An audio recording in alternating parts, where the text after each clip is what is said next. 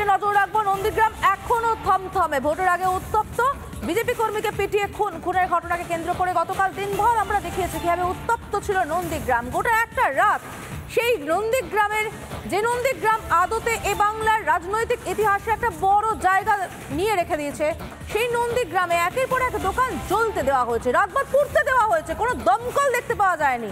তারপর গতকাল দফায় দফায় উত্তপ্ত হয় নন্দীগ্রাম। এখনো ক্ষোভের আগুনে ফুসছে নন্দীগ্রাম। অনুপম রয়েছে, সরাসরি চলে যাবো অনুপমের কাছে। অনুপম, আগামীকাল নন্দীগ্রামও ভোটের লাইনে দাঁড়াবে, তার আগে নন্দীগ্রাম জুড়ে ঠিক কি ছবি দেখতে পাচ্ছ?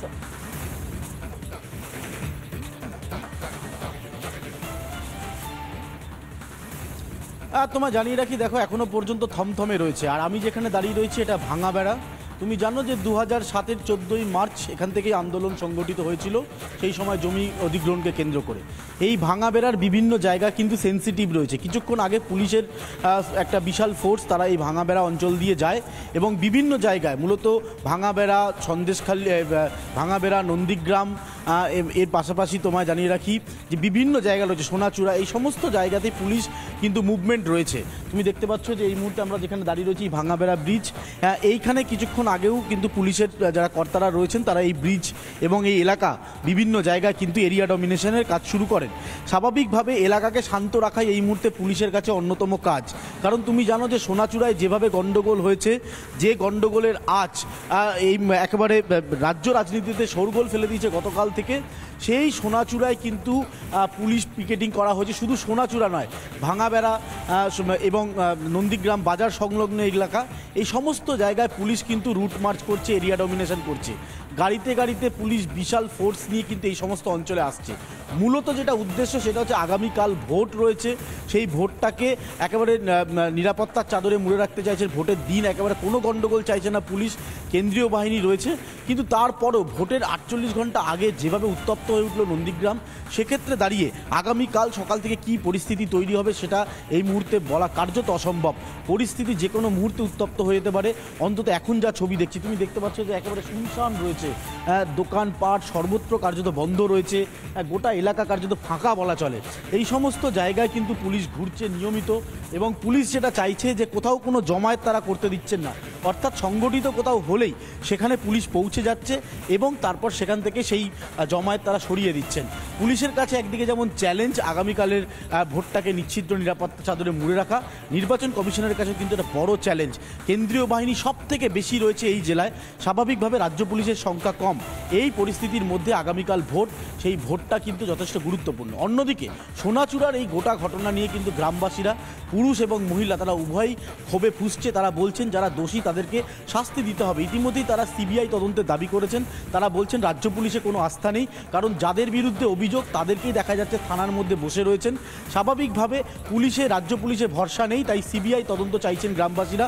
আমরা যে খুন হয়েছেন তার পরিবারের সদস্যদের সাথে আমি কথা বলেছি, তারাও যেটা চাইছেন যে অবিলম্বে দোষীদের গ্রেপ্তার করতে হবে, না হলে আগামীকাল ভোট, সেই ভোটে ফের একটা অশান্ত হওয়ার সম্ভাবনা থাকছে এই নন্দীগ্রাম। স্বাভাবিকভাবে নন্দীগ্রামের বিভিন্ন জায়গা, সেই সমস্ত জায়গায় পুলিশ কিন্তু রুট মার্চ করছে এবং তারা যেখানেই জমায়েত দেখছে সেই জমায়েত সরিয়ে দিচ্ছে। আরও একবার ভাঙাবেড়া ব্রিজ তোমায় দেখাবো।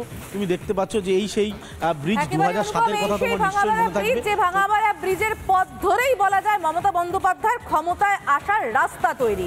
সকাল থেকে অনুপম ওই নন্দীগ্রামের এই চত্বরে ঘুরে বেরিয়েছে, যে জায়গায় আগুন লেগেছিল ঘুরে বেরিয়েছে, স্থানীয় বাসিন্দাদের সঙ্গে কথা বলেছে। তারা সকাল থেকে অনুপমকে কি বলেছেন শোনা যাক। কলকাতার পিজিতে ও আছে আমার বাবা। তোমার বাবা? হ্যাঁ। আর যিনি মারা গেছেন উনি কে? আমার ঠাকুমা হয় নিজের ঠাকুমা? হ্যাঁ। তোমার বাবাকে কারা মারলো? ওই টেমসিন লোক। কি হয়েছিল তখন তুমি ছিলে? তখন আমি ঘুমিয়েছিলি, জানি না এতটা। ওটা 1টা 1:30 দিকে হতে পারে। রাতে না দুপুরে? রাত্রে। আচ্ছা, তোমার বাবাকে ফোন করে ডাকে? ফোন করে না, বাবা উপরে শুয়েছিল। এখন কি হচ্ছে আমি নিজেই জানি না। যখন ওই আমার দাদাবু আসে, যখন বলে এই রকম ব্যাপার, যখন যাই আমার বাবা রোডের উপরে শুয়ে আছে, ঠাকমা তো পুরো রক্তে হয়ে গেছে। আচ্ছা, তারপর তোমরা নিয়ে গেল? তারপর নিয়ে গেল। পুলিশ কি কাউকে গ্রেপ্তার করেছে এখনো? জানি না এসব। তোমার বাবাকে যে মারলো, তোমার কি আবেদন থাকবে পুলিশের কাছে? আমি যেন চাই ওদের শাস্তি হোক যেন করে। কে মারা গেছেন? হ্যাঁ, কি নাম এনার? রথিবালা আড়ি।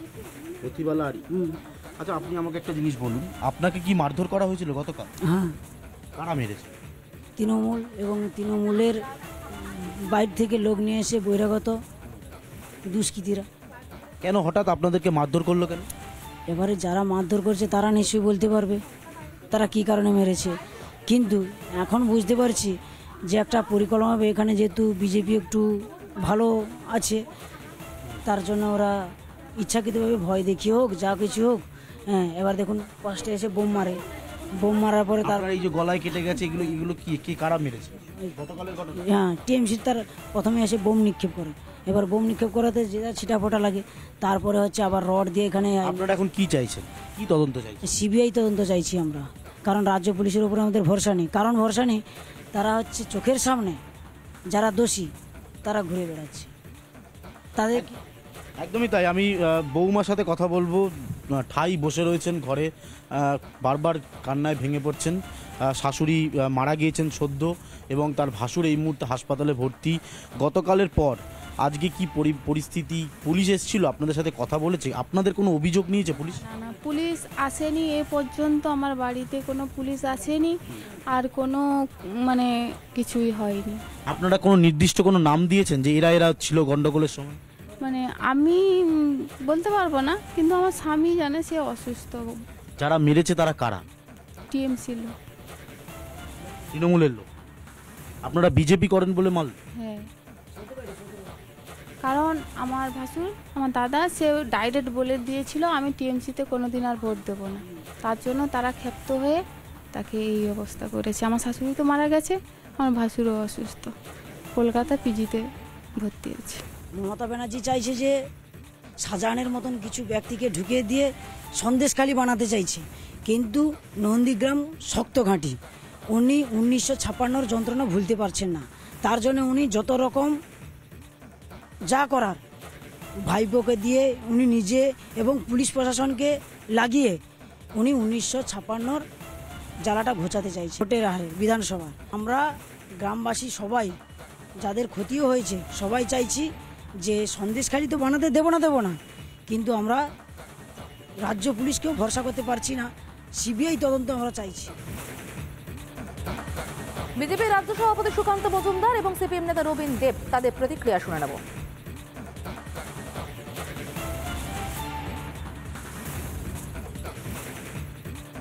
মমতা বন্দ্যোপাধ্যায় কিছুদিন আগে নন্দীগ্রামের সম্বন্ধে বলেছিলেন যে উনি প্রতিশোধ নেবেন।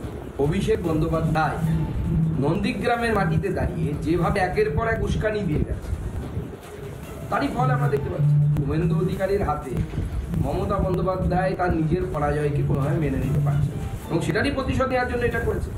তো এই যে হারবে জেনেই তারা এটা করছে। আগুন জ্বালানোটাই হচ্ছে তৃণমূল দলের কর্মসূচি, কারণ এই কাজ তিনি করিয়েছেন তখন শুভেন্দু অধিকারীকে দিয়ে আর শিশির অধিকারীকে দিয়ে। আজকে শিশির অধিকারী, শুভেন্দু অধিকারী, দিব্যেন্দু অধিকারী, সোমেন্দু অধিকারী, তারা হচ্ছে এখন বিজেপিতে।